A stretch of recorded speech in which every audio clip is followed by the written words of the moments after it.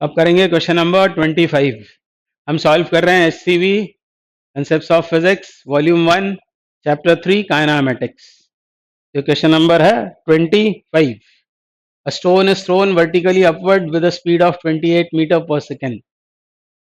Find the maximum height reached by the stone. Part B, find its velocity 1 second before it reaches the maximum height.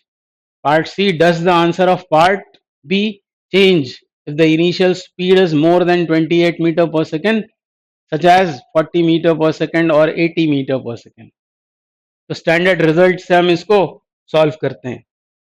पहला part यदि solve करना है आपको, क्या पूछा हुआ है, बोला क्या है, 28 मीटर पर सेकंड की स्पीड से एक स्टोन को वर्टिकली अपवर्ड थ्रो किया, वो किस मैक्सिमम हाइट तक रीच करेगा। तो हमें ये फॉर्मूला सीधे याद होना चाहिए, h is you square upon 2g, और इसे डिराइव करना भी बड़ी बात नहीं है। यदि आप ये इक्वेशन लगा दोगे, v square is equal to u square plus 2as, v कितना होगा मैक्सिमम हाइट पर 0, इनिशियल वेलोसिटी u, एक्सेलरेशन होगा माइनस जी यदि ऊपर की डायरेक्शन को हम पॉजिटिव ले रहे हैं तो h बराबर हो जाएगा यू स्क्वायर अपॉन 2g। तो एग्जाम में आपको डायरेक्ट ये यूज करना चाहिए, मैक्सिमम हाइट कितनी होती है, यू स्क्वायर अपॉन 2g। अब u कितना दिया हुआ है, u दिया है हमें 28, मतलब 28 इंटू 28 अपॉन 2 इंटू जी। अब g की यहाँ पर कोई मेंशन तो किया नहीं है, कुछ क्वेश्चंस में ये मेंशन कर देते हैं कि जी आप 10 ले लो या 9.8 लो, पर यहाँ यदि कुछ नहीं बोला है तो हम ये देखेंगे कि बाकी डेटा कैसा है। जैसे यहाँ 28 आया हुआ है तो फिर इसको 9.8 लेना समझदारी होगी। 9.8 को हम लिख सकते हैं 2 इंटू 4.9। तो आपको समझ में आ गया कि ये भी क्या है, 7 का मल्टीपल है और ये भी 7 का ही मल्टीपल है। तो यहाँ 9.8 लेना ये सुविधाजनक होगा। डेसिमल हटाएंगे तो ऐसा हो गया ये, और अब इसको 7 से कैंसिल आउट कर दो, 7 7 जा 49 और ये हो जाएगा 40। 2 से ये कैंसिल आउट, कितनी बार, 4 है तो ये 10 हुआ, और ये 7 से 4 बार कैंसिल, यानी इजीली आंसर आ जाएगा 40 मीटर। तो यहाँ यदि हम जी का वैल्यू 10 लेते तो मुश्किल हो सकती थी, जबरदस्ती मतलब वो कॉम्प्लिकेटेड होगा। तो जी की वैल्यू कब क्या लेना है, ये आपकी प्रैक्टिस जब हो जाएगी बहुत क्वेश्चंस को सॉल्व करने की, तो आपको समझ में आ जाएगा कि कब 9.8 लें और कब 10 लें। और क्वेश्चन में यदि बोला है 10 लेने के लिए तो कोई बात ही नहीं है, पर नहीं बोला तो फिर आपको थोड़ा स्मार्ट बनना पड़ेगा, थोड़ी चालाकी दिखानी पड़ेगी। बाकी वैल्यूज को देखकर आप तय करोगे कि 9.8 लें या 10 लें। कुछ बच्चों ने पूछा है ये हमसे।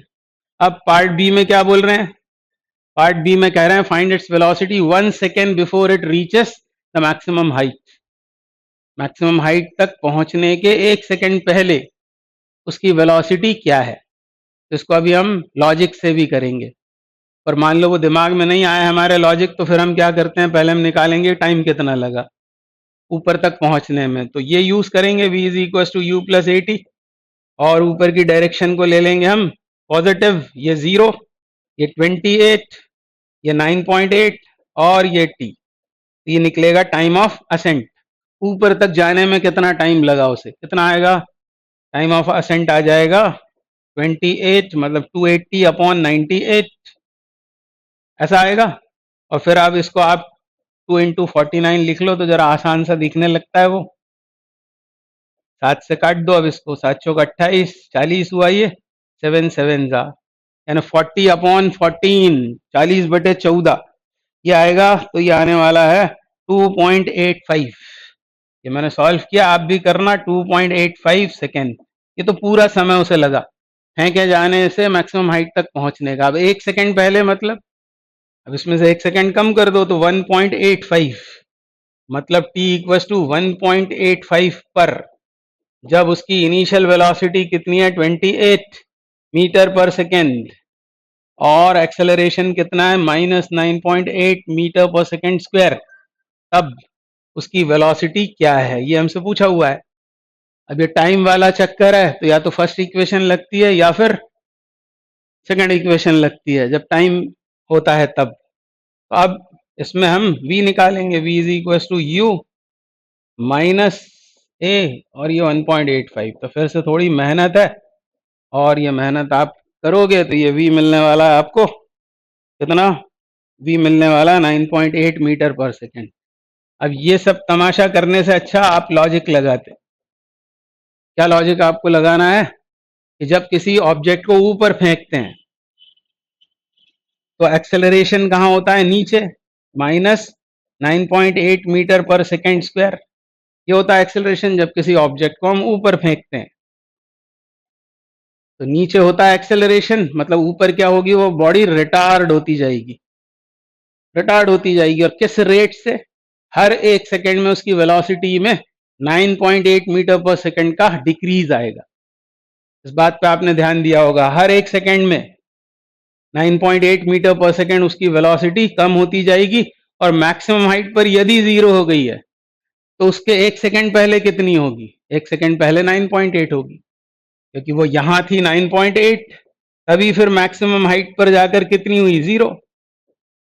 तो यहां यदि वो 9.8 है और एक्सेलरेशन इधर है 9.8 मीटर पर सेकेंड स्क्वायर, यानी ऊपर क्या है, रिटार्डेशन, तो इतनी कम होकर वो क्या हो गई है, 0 हो गई है। तो हमसे उल्टा पूछ लिया है कि एक सेकेंड पहले कितनी होगी, तो वो हो जाएगी 9.8 मीटर पर सेकेंड। मतलब पार्ट बी का आंसर बगैर कुछ किए हुए आप दे सकते थे, आप सीधे बोलते 9.8, और 2 सेकेंड बिफोर पूछता तो 19.6 हो जाता, 3 सेकेंड बिफोर तो 9.8 इंटू 3 हो जाता। अब पार्ट सी में क्या बोला, does the answer of part B change of initial speed is more than 28 such as 40-80। कोई फर्क नहीं पड़ेगा, 40 हो, 80 हो, 28 से ज्यादा हो, बस वो मैक्सिमम हाइट और ज्यादा हो जाएगी, पर हर बार मैक्सिमम हाइट पर वेलोसिटी 0 होगी और उसके एक सेकेंड पहले 9.8 होगी।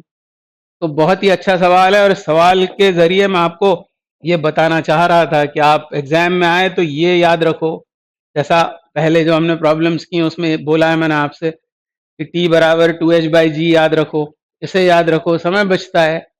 9.8 लेना है या 10 लेना है, ये भी आप बाकी जो दिए होंगे, डेटा जो दिया होगा उसके हिसाब से तय कर लेना। यहाँ पर लॉजिक लगाना, बी में सॉल्व करने मत बैठना, टाइम खराब होगा। सी में भी लॉजिक लगाना। तो इस तरह आपको प्रॉब्लम्स को सॉल्व करना है, और एससीवी तो जरूर करना है। आप कोई भी एग्जाम दे रहे हो, चाहे नीट दे रहे हो, जेई दे रहे हो या नहीं दे रहे हो, आपको एचसीवी जरूर सॉल्व करनी चाहिए, हर बच्चे को करनी चाहिए, भले ही उसे कोई कॉम्पिटिटिव एग्जाम नहीं देना है, भले ही वो बोर्ड एग्जाम देना है, पर इससे आपकी फिजिक्स बहुत अच्छी हो जाएगी। Thank you very much.